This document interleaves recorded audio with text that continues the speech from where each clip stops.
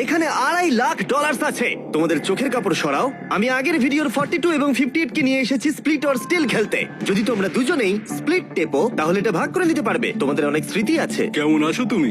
$2.5 লাখ জিততে না পারার পর একটা মানুষ যেমন থাকে তেমনই আছি আমি। আচ্ছা, আমি এই মুহূর্তে সোশ্যাল মিডিয়ার সব থেকে বড় ভিলেনে পরিণত হয়েছি, আর তুমি এখন হিরো।